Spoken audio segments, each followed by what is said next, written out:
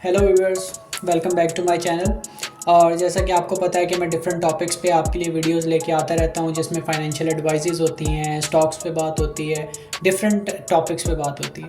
तो आज मैं कुछ ऐसी चीज़ आपके लिए लेके आया हूँ जिसके अंदर से आपको ये पता चलेगा कि आप अपनी कॉस्ट कटिंग कैसे कर सकते हैं। मतलब कि आप अपनी डेली रूटीन में रह के आपके जो एक्सपेंसेस हैं, जो आपके सेविंग्स हैं, जो आपकी इनकम है, बगैर उसको चेंज किए आप अपनी सेविंग्स को कैसे बढ़ा सकते हैं। तो ये इसके अंदर 8 टॉपिक्स हैं, 8 चीज़ें हैं जो मैं आपको बताऊंगा। ये देखने के लिए वीडियो एंड तक ज़रूर देखिएगा। होपफुली आपको ये वीडियो यूज़फुल लगेगी और आप में की भी सेविंग बढ़ेगी। तो आइए स्टार्ट करते हैं।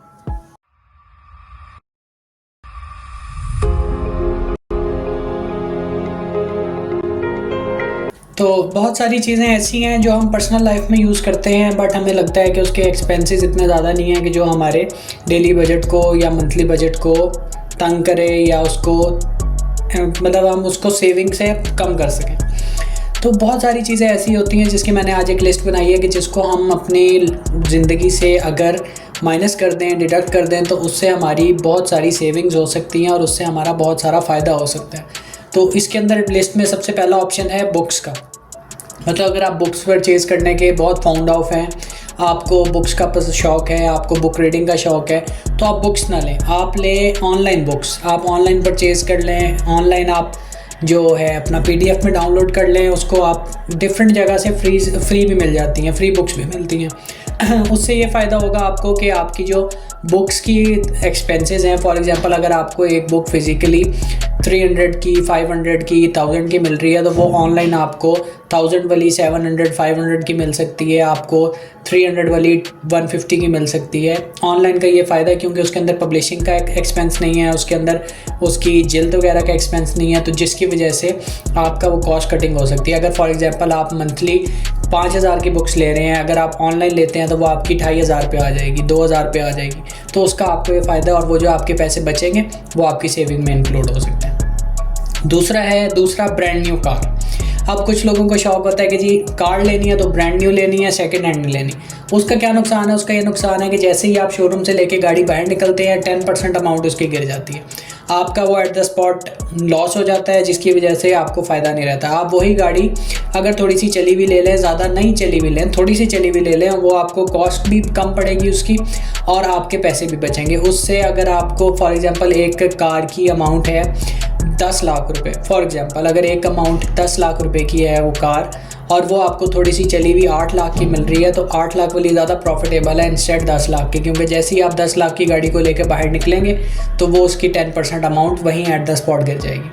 तो इसलिए प्रेफर करें कि यूज़्ड कार ले लें, ज़्यादा पुरानी कार ना लें, बट थोड़ी सी यूज़ में लें ताकि वो ब्रांड न्यू ना हो, जिसकी वजह से आपके जो पैसे अमाउंट गिरने की टेंशन है वो ख़त्म हो जाए। थर्ड वन है ट्रिप्स।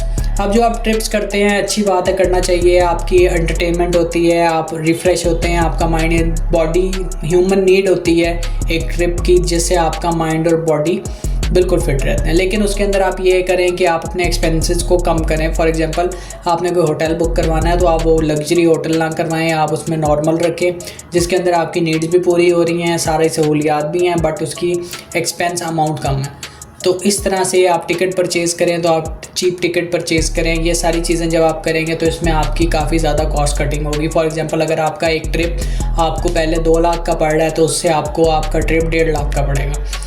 तो इसके अंदर जो अगले पॉइंट है वो है अपडेट वर्जन। अब एक इंसान को आजकल हमारी बड़ी चीज़ हो गई है कि जी आईफोन का अगला मॉडल आ रहा है, हम अपडेट करेंगे। किसी चीज़ का भी नया मॉडल आ रहा है, नई चीज़ आ रही है, उसे हम अपडेट करेंगे, चाहे हमारा वो चीज़ चल रही हो, कोई इशू ना हो, कोई मसला ना हो, लेकिन फिर भी हम कहते हैं कि हम अपडेट वर्जन लेंगे।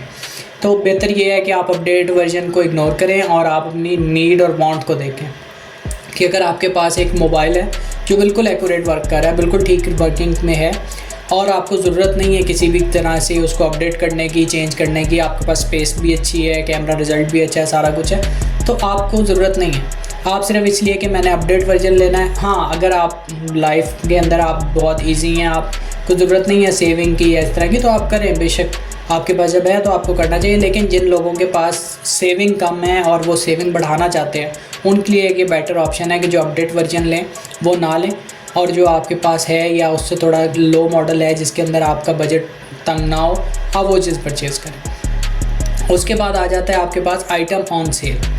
अब आइटम ऑन सेल और आइटम यू नीड, इसमें फ़र्क है। आइटम ऑन सेल का मतलब ये है कि एक जगह आप गए हैं, वहाँ सेल लगी हुई, आप देख रहे हैं यार ये बाहर मार्केट में 100 रुपये की है, यहाँ से 90 रुपये की मिल रही है, मैं परचेज़ कर लेता हूँ। चाहे आपको उस चीज़ की ज़रूरत है नहीं है, लेकिन आप उसको परचेज़ कर रहे हैं, ये होता है item on sale. Item you need का मतलब ये होता है कि आपको किसी चीज़ की ज़रूरत है, आप मार्केट गए, आपने परचेज़ कर ली। तो आइटम ऑन सेल को अवॉइड करें, आप सेल्स में जाएँ, आप अपनी चीज़ों को उस तक लिमिटेड परचेज़ करें जो आपको ज़रूरत है। जो आपको ज़रूरत नहीं है, सेल में आपको बेशक सस्ती मिल रही है, आप उसे छोड़ दें क्योंकि वो आपकी ज़रूरत में नहीं है। हाँ, अगर आपने यूज़ करनी है तो फिर आप बिल्कुल लें। और अगेन मैं वही बात कर रहा हूँ कि ये उन लोगों के लिए नहीं है कि जिनके पास अच्छे पैसे हैं, अच्छी इनकम है, अच्छी इन्वेस्टमेंट है, अच्छी सेविंग है। ये उन लोगों के लिए है जिनके पास बजट कम है, सेविंग कम है और वो अपनी सेविंग को बढ़ाना चाह रहे हैं। ये उन लोगों के लिए बात हो रही है। उसके बाद आपका अगला पॉइंट आ जाता है कि the thing you want and you need. वही बात कि वांट और नीड में फ़र्क होता है। अगर आपको उस चीज़ की नीड है तो आप परचेज़ करें, अगर वो आपकी वांट है तो आप उसको तब तक परचेज़ ना करें कि जब तक आपको लगे ना कि ये मैं गोल अचीव करने के काबिल हो गया। अब फॉर एग्जांपल अगर आप चाहते हैं कि मैं एक लग्जरी कार लूँ और आपकी नीड नहीं है, आपकी सिर्फ वांट है कि कार लूँ और आपकी नीड जो है वो आपकी पूरी हो रही है, तो आपको ज़रूरत नहीं है अभी। हाँ, आपको एक टाइम आएगा जिस पे आपको लगेगा कि मेरे पास इतनी सेविंग है कि अगर मैं परचेज़ कर लूँ तो मुझे इशू नहीं है, तो गो अहेड, आपको करना चाहिए। बट जब तक नहीं, तब तक आपको उस पर कंट्रोल रखना चाहिए चीज़ों पे। जब आप चीज़ों पे कंट्रोल रखेंगे, आपकी सेविंग बढ़ेगी और आप उस सेविंग से कुछ भी कर सकते हैं। नेक्स्ट आ जाता है फैशन फीस्ट। मतलब कि आप कहते हैं कि जी हर किस्म की कपड़े होने चाहिए मेरे पास, जैकेट्स, जीन्स, शर्ट्स, कुछ भी, किसी किस्म की भी। तो उसके अंदर ये है कि जो आपकी नीड में है, मतलब आप कुछ चीज़ें चाहिए वो आप परचेज़ करें। बट आप ये ना स्टाइलिंग के लिए नहीं कि आप ये भी एक्स्ट्रा ले लें, आप ये भी एक्स्ट्रा ले लें। जिस चीज़ की ज़रूरत है आप वो लिमिटेड लें और उससे आप अपनी स्टाइलिंग करें, और उससे भी स्टाइलिंग होती है। आप 4 जैकेट्स, 5 शर्ट्स, इस तरह करके भी उसको आप अपना स्टाइलाइज़ कर सकते हैं चीज़ों को। और लास्ट बट नॉट लीस्ट, इसके अंदर आ जाता है anything that need maintenance. For example आपने कोई हाई मेंटेनेंस चीज़ रखी हुई है, फॉर एग्जांपल अक्सर कार्स का हम सुनते हैं, जर्मन कार्स, ये वही हाई मेंटेनेंस होती हैं, इनके स्पेयर पार्ट्स महंगे होते हैं। तो आप उस बजट में रह के आप कोई ऐसी चीज़ परचेज़ करें जिसकी मेंटेनेंस सही हो, मेंटेनेंस हाई कॉस्ट ना हो, जिसकी वजह से आपके बहुत सारे पैसे बच जाते हैं। अब मैं एग्जांपल देता हूँ, एक कार की एग्जांपल, कि अगर आप एक कार ऐसी लेते हैं 30-40 लाख के बजट में, ऑडी या इस तरह की कोई भी, मैं नाम नहीं ले रहा, मतलब कोई भी इस तरह की लेते हैं जिसका हाई मेंटेनेंस है, जिसके स्पेयर पार्ट महंगे हैं, तो वो आपको फॉर एग्जांपल महीने का लाख रुपये आपका एक्सपेंस जा रहा है उस पर, लाख नहीं तो 50,000 एक्सपेंस जा रहा है। अगर आप उसी रेंज में कोई लोकल मैन्युफैक्चर्ड कार ले लेंगे 30 से 40 लाख की रेंज में, तो वो आपको हो सकता है कि साल आपको वो मेंटेनेंस ना करने दें। तो इस तरह आप अपनी जो एक्सपेंसेस हैं जिसको आप काउंट नहीं करते कि यार ये किसी काउंटिंग में नहीं आ रहे, बट अगर आप उसको at the year and calculate करें तो वो आपकी एक हैंडसम अमाउंट बनती है। अगर आप इन एक्सपेंसेस को कट ऑफ करेंगे तो आपकी सेविंग बढ़ेगी, और जब आपकी सेविंग बढ़ेगी तो इवेंचुअली आप हाई गोल्स की तरफ जाएंगे।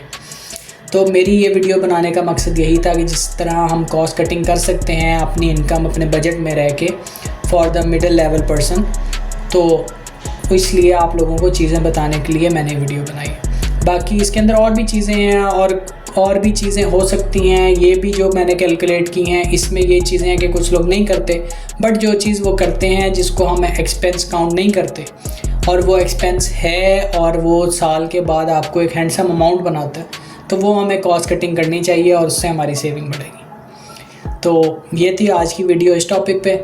बाकी नेक्स्ट वीडियो में मिलते हैं, तब तक के लिए बाय बाय।